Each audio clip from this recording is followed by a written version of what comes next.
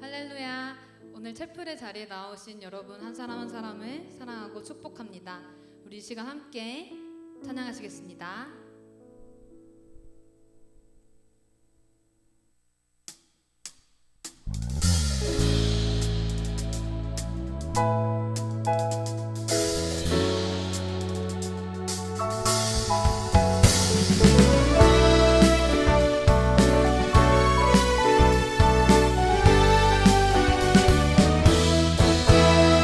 매일매일 반복되는 갈등 속에 하루하루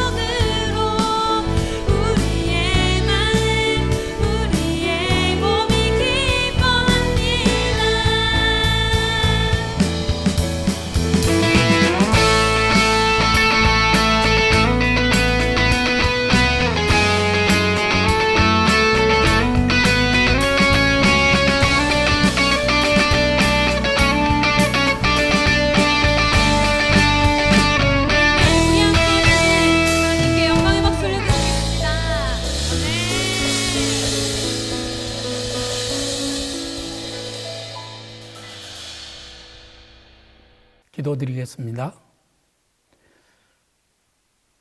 사랑과 은혜가 넉넉하신 하나님, 오늘도 저희들이 예배의 자리에서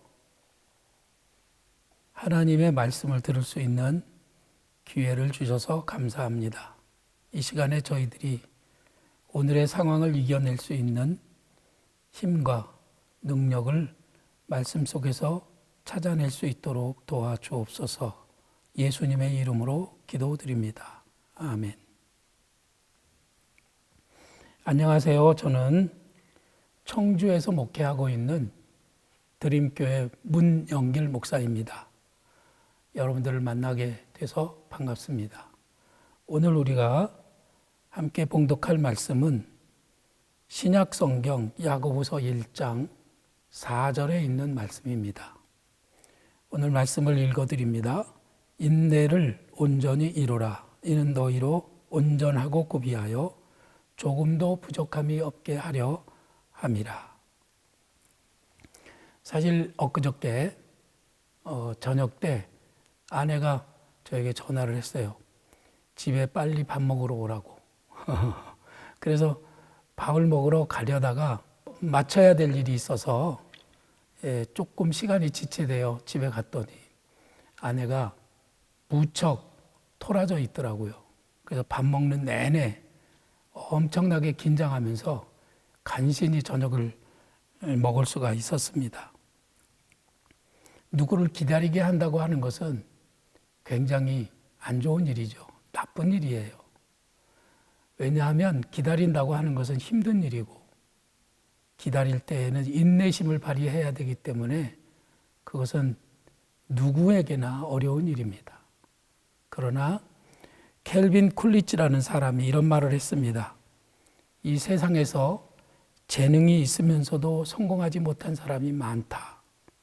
또 다른 사람보다 훌륭한 교육을 많이 받았으면서도 성공하지 못한 사람도 많다. 특별한 용기를 가지고 있으면서도 성공하지 못한 사람도 있다. 왜 그런가? 이유는 단 하나, 인내하지 못하기 때문이다. 이런 말을 했습니다.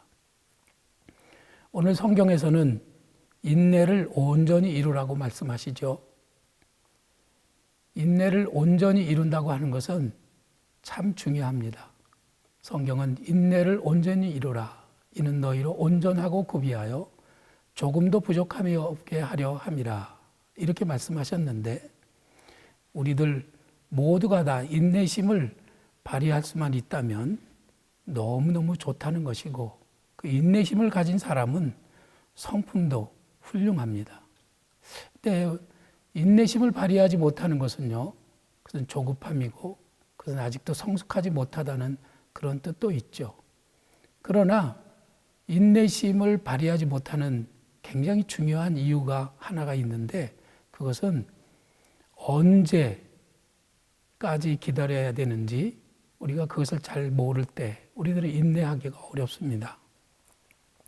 플로렌스 체드윅이라고 하는 여성 수영 선수가 있었습니다. 그는 36세가 되던 해인 1952년에 LA에 있는 카탈리나 섬에서부터 캘리포니아 해변까지 그는 30여 킬로가 되는 먼 길을 수영으로 건너가겠다고 그렇게 선언을 했습니다. 굉장히 화제가 되었고 모든 TV에서 그 수영하는 장면을 방영을 했다고 그럽니다. 16시간이나 계속 수영을 했는데요. 도착하는 시간쯤에 수많은 사람들이 그 캘리포니아 해변으로 모여들어서 그녀의 도착을 기다렸습니다. 그런데 갑자기 짙은 안개가 몰려오기 시작했고 안개를 헤치며 헤엄을 치던 그 플로렌스는 사력을 다했지만 점점 기운이 빠지는 것을 이길 수가 없었어요. 그래서 결국 기권을 했는데요.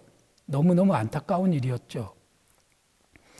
그런데 기권을 하고 육지에 도착해 보니 안개 때문에 못 봤던 거리가 겨우 500m밖에는 되지 않았던 것이에요. 나중에 기자들과 인터뷰를 하는 자리에서 왜 실패했다고 생각하느냐는 기자의 질문에 이 플로렌스는 대답하기를 추위 때문도 아니고 피곤함도 아니었다. 사실은 안개 때문에 목표를 볼 수 없었기 때문이었다고 말했습니다. 플로렌스는 그녀가 수영 횡단에 실패하고 꼭 2달 후에 다시 도전을 했는데요.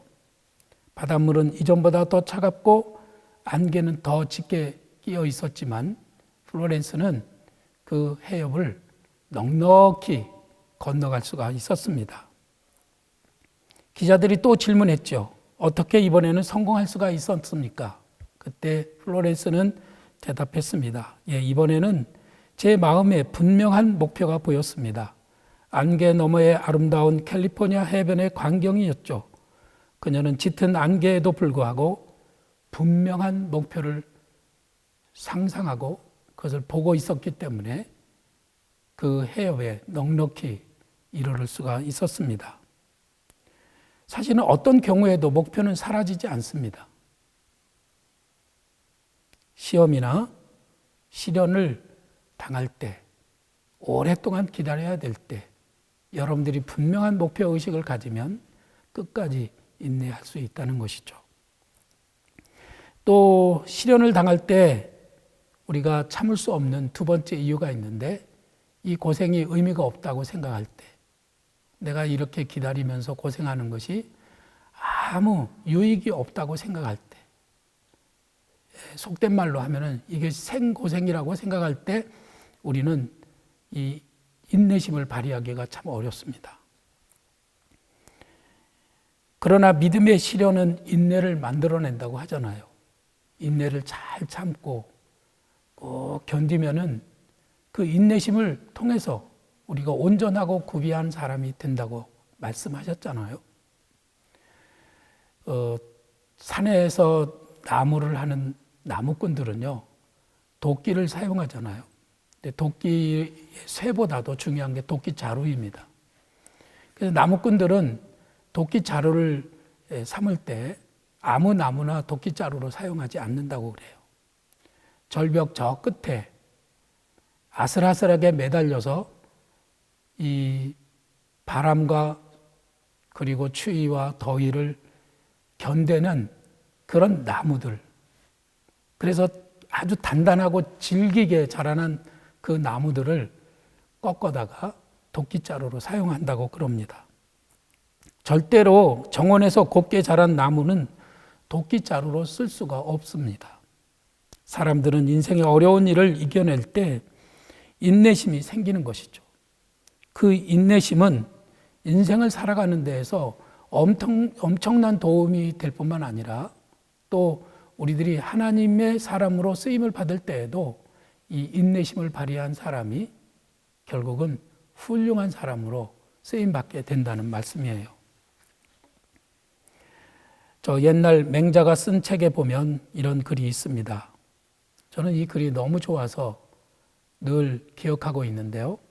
하늘이 장차 그 사람에게 큰 일을 맡기려고 하면 반드시 먼저 그 마음과 뜻을 괴롭게 하고 근육과 뼈를 깎는 고통을 주고 몸을 굶주리게 하고 그 생활은 빈곤에 빠뜨리고 하는 일마다 어지럽게 한다. 이것은 마음을 흔들어 참을성과 인내심을 길러 지금까지 할 수 없었던 일을 할 수 있게 하기 위함이다. 이렇게 말했습니다. 그렇기 때문에 우리들에게 시험이 닥치고 어려운 시련이 닥친다고 해도 우리는 낙심하지 말고 오히려 그것을 기쁘게 맞이하고 그것을 인내심으로 꼭 참고 이기면은 하늘이 그에게 기회를 준다고 하는 것이죠. 문제는 우리들이 오뚜기처럼 벌떡벌떡 일어날 수 있는 복원력을 갖는 것이 중요하다는 것입니다. 여러분들에게 7번 넘어져도 8번째 다시 일어날 수 있는 그런 능력이 있나요? 사실은 우리에게는 아무도 그런 힘을 가진 사람이 없습니다. 7번 넘어졌는데 8번 어떻게 일어날 수 있나요? 그러나 목표가 뚜렷이 보이고 이 모든 고난에 의미가 있다고 하더라도 우리는 자꾸만 넘어져요. 자꾸 또 넘어집니다. 그리고 포기하고 싶습니다. 길이 너무나 험하기 때문입니다. 또 우리는 너무 약하기 때문이죠. 이럴 때 도우시는 분이 하나님이세요. 하나님은 우리를 돕고 싶으십니다. 여러분들이 그 기운이 약할 때, 넘어져서 힘들어서 지쳐서 울고 있을 때 여러분들의 손을 붙들어 일으켜 주시는 분이 하나님이시죠. 하나님의 도우시는 그 힘은 무한합니다. 저는 여러분들이 그 도우시는 하나님의 손을 붙들고 일어설 수 있기를 바랍니다. 성경에 이런 말씀이 있어요. 시편 37편에 그는 넘어지나 아주 엎드러지지 아니함은 여호와께서 그의 손으로 붙드심이로다. 하나님께서는 우리를 지금도 돕고 싶으시고 어떻게 해서든 우리들이 다시 일어날 수 있도록 힘을 돕고 싶으신 그런 분이세요. 그 손을 붙잡으시기를 바랍니다. 우리가 상식을 뒤집는 말씀이 잠언에 있는데 이런 말씀이 있어요. 의인은 그 죽음에도 소망이 있다. 또 이런 말씀도 있는데 대저 의인은 7번 넘어질지라도 다시 일어나려니와 악인은 재앙으로 말미암아 엎드러지느니라. 여기에서 의인과 악인을 구별하기를, 악인은 나쁜 일을 많이 한 사람을 악인이라고 한다거나 의인을 착한 일을 많이 한 사람을 의인이라고 할 것 같은데, 여러분 보면은 넘어졌다가 다시 일어나지 못하는 사람을 악인이라고 하고 넘어졌지만 다시 일어나는 사람을 의인이라고 한다는 것이죠. 지금 인내심의 한계점에 도달해 하지는 않았습니까? 그때 하나님이 내미시는 손을 붙들고 다시 일어설 수 있다면 여러분들은 의인의 반열에 들어가지만 그때 낙심하고 하나님이 내미시는 손을 뿌리치고 일어나지 못한다면 그는 악인이 된다는 것이죠. 미당 서정주 시인의 국화 옆에서라는 시 중에는 이런 글귀가 있잖아요. 한 송이 국화꽃을 피우기 위해서 봄부터 서쪽 새는 그렇게 울었나 보다. 어렵고 힘든 중에도 긴 기다림 속에 소망을 붙들고 끝까지 인내하는 사람에게는 좋은 열매를 맺고 좋은 삶의 결말을 가져오게 된다는 그런 말씀이에요. 여러분들 모두가 인내를 온전히 이루어서 아름다운 꽃을 피우고 열매를 거두는 삶이 되기를 간절히 바랍니다. 기도하겠습니다. 하나님, 저희들은 어려운 일을 수시로 닥칩니다. 이 어려운 때를 잘 이겨내는 인내심을 갖기 원합니다. 믿음 없이 원망하고 탄식하며 허송세월하지 않도록 도와주시고 어려움을 통해서 우리를 연단하시는 하나님의 뜻을 깨닫고 부디 소망을 이룰 수 있도록 힘을 더하여 주옵소서. 오늘도 내일도 나를 붙드시는 하나님의 손을 의지하고 힘들어도 다시 일어나 아름다운 꽃을 피우고 열매를 맺는 삶이 되게 하옵소서. 예수님의 이름으로 기도드리옵나이다. 지금은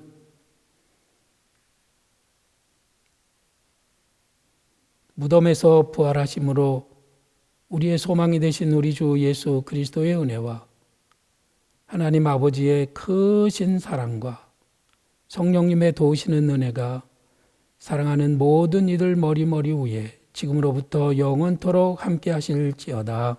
아멘.